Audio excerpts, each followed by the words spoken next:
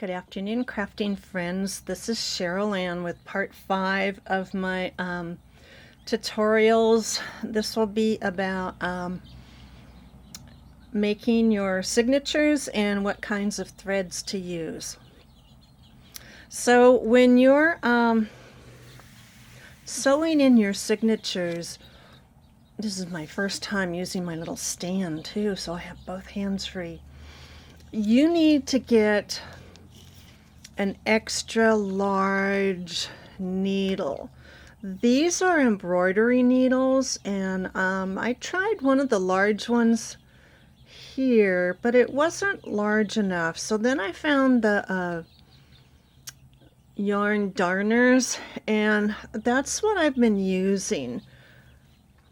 I have it here on my little needle holder, and you can see this is a really, this I believe was one of the embroidery ones, and then this is the darning needle. So you can see the difference in size.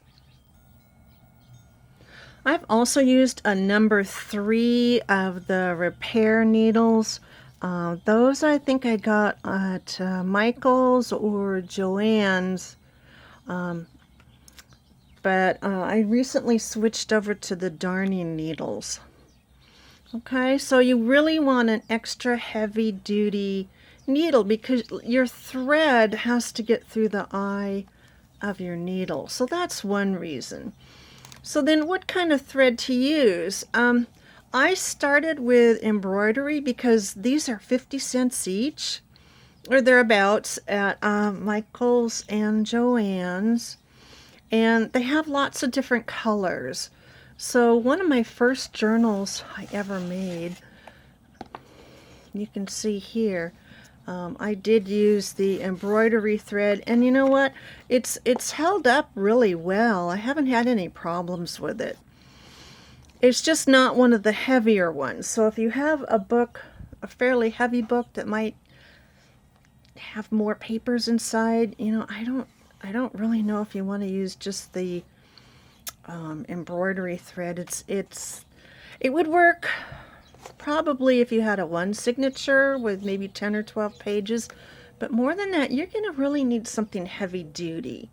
Okay. So then I found, I actually found the hemp. I actually found this first. Now this is 20 pounds. You can see it on the label. And this is a real heavy duty thread. Now, you know, if you have one of the smaller needles, you're not, you know, this is not gonna fit in here. So this is why you need the larger needles. This will easily fit into any of these needles. And this is super, super strong thread. I'll see if I have an example of that. Now this is double. What I did here is I doubled up on the embroidery thread. So that's not heavy enough. I'm looking at the journals that I have here. Again, no, this is doubled up embroidery thread. So that's not the hemp. I don't have an example of the hemp. I do have, this is the baker's twine, and this is the next thing I'm going to show you. So the next kind of thread is the baker's twine. And this one I got at Hobby Lobby. It says baker's twine, and I really like this. I'm real comfortable with it.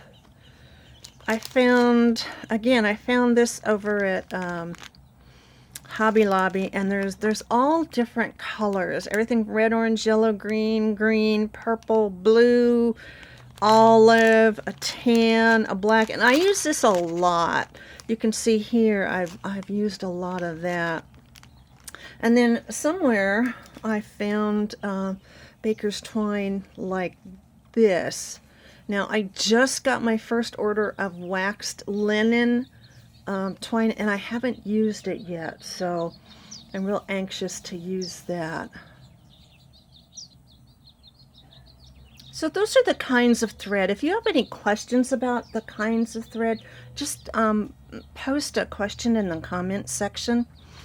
So the next thing you're going to want to do is you're going to want to get an awl. It's AWL. This is the pokey thing for your holes. And I'm not saying you have to do this. This is what I did. I just got some cheap 20-pound paper, and I just practiced making my holes and sewing. Because, you know, I hadn't sewn for 20, 30 years. So you want to start in the middle here. The only trouble with the hemp is sometimes it's a little hard to get through. Now, don't pull it all the way through, because if you pull it all the way through, you're going to have to start again. And a little piece of washi tape here will hold it in place. So you go out through the middle, in through the top.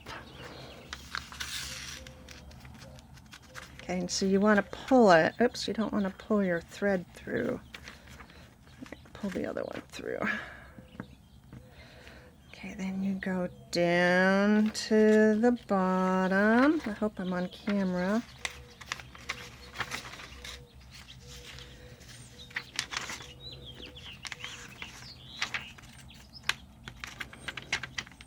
See, the hemp it's because it's a thicker thread, it is a little harder to work with. Okay, then back through the middle.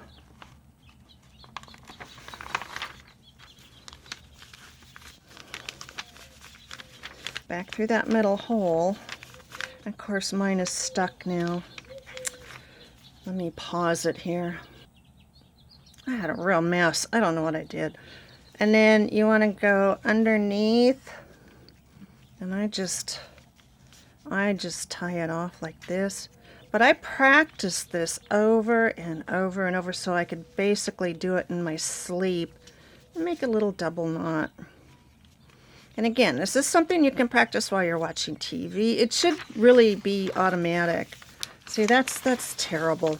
I actually ended up tearing my paper with the hemp thread. That's why I started with embroidery, because it was cheap enough that I could mess up, and you know, it didn't cost me a lot. If you get into some of these other threads, they cost you a lot more. So just practice over and over. Practice your stitching. And then when you do your journals, I'll show you just a couple examples real quick. I always keep these right here. See, this one has 2 signatures. This is the baker's twine. This one has 2. Again, this is the black and white baker's twine. This one has 2. Black and white baker's twine. This one has 2. Black and white baker's twine.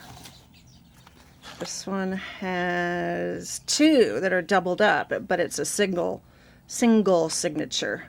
Sometimes I'll do that just to double up. And what I'm doing recently is I'm not even sewing it by hand. I'm getting my sewing machine out, and I'm putting 10 to 12 pages in a book now. This is one of the books I have in my Etsy shop.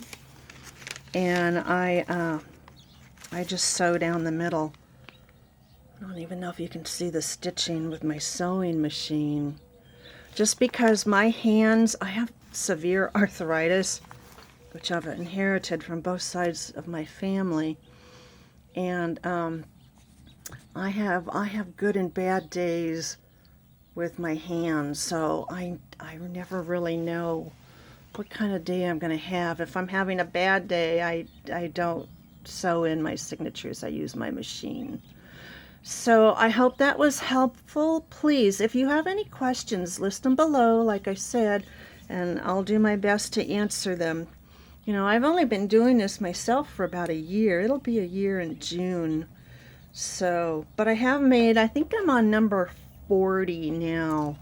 So, These are all in my Etsy shop, which is Deserts and Beyond, and I'll link it below.